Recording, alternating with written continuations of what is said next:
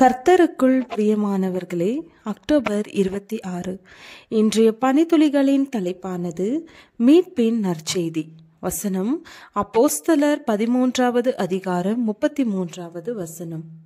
இயேசுவை எழுப்பினதினாலே தேவன் நம்முடைய பிதாக்களுக்கு அருளச் செய்த வாக்குத்தத்தத்தை அவர்களுடைய பிள்ளைகளாகிய நமக்கு நிறைவேற்றினார். உங்களுக்கு சுவிசேஷமாய் அறிவிக்கிறோம். 1941 ஐரோப்பிய கண்டம் முழுவதும் ஹிட்லரின் ஆளுகை விரிவடைந்து கொண்டிருந்த தருணம்.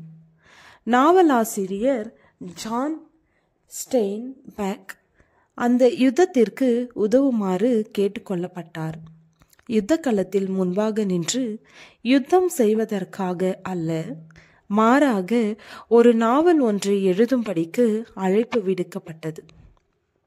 அதன் விளைவாக சந்திரன் கீழே உள்ளது என்ற தலைப்பில் அமைதியாய் இளைப்பாற்றிய தேசம் சத்துருக்களினால் கைப்பற்றப்பட்டதை விவரிக்கும் நாவல் எழுதப்பட்டது.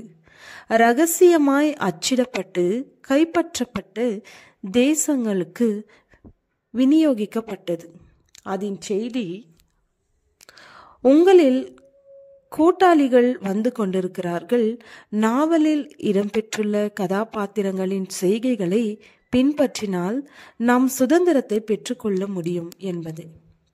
சந்திரன் கீழே உள்ளது என்ற நாவலின் மூலமாக ஜெர்மானிய ஆதிக்கத்திற்கு உட்பட்டிருந்த நாடுகளுக்கு அவர்களின் விடுதலை சமீபமாக இருக்கிறது என்னும் செய்தி தொடர்பு கொள்ளப்பட்டது. அந்த நாவலில் இடம்பெற்ற கதாபாத்திரங்களை போன்று 1ஆம் நூற்றாண்டில் யூதர்களும் ரோம ஆதிக்கத்திற்கு உட்பட்டிருந்தனர். ஆனால் நூற்றாண்டுகளுக்கு முன்பதாகவே தேவன் அவர்களுக்கு உதவி செய்ய மீட்பரை அனுப்புவதாகவும் அவர் உலகத்திற்கு சமாதானத்தை கொண்டு வருவார் என்றும் வாக்கு பண்ணப்பட்டிருந்தது. அந்த மீட்பர் வந்தவுடன் மகிழ்ச்சி வந்தது.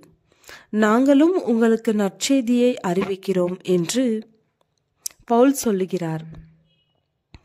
இயேசுவை எழுப்பினதினாலே தேவன் நம்முடைய பிதாக்களுக்கு அருள் செய்த வாக்கு தத்தத்தை அவர்களுடைய பிள்ளைகளாகிய நமக்கு நிறைவேற்றினார். இயேசுவின் உயிர்த்தெழுதல் மூலமாயும் அவருடைய மன்னிப்பின் மூலமாயும் உலகத்தை சீரமைக்கும் பணி துவங்கியது.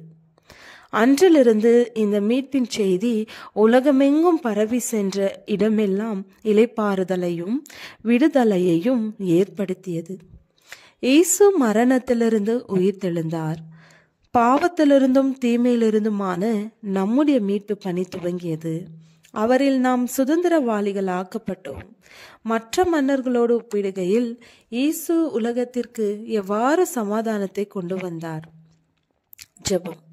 பிதாவே, என்னுடைய மீட்பரே, உம்முடைய நீதியான ஆளுகைக்கு என்னை ஒப்பு கொடுக்கிறேன். ஆமென்.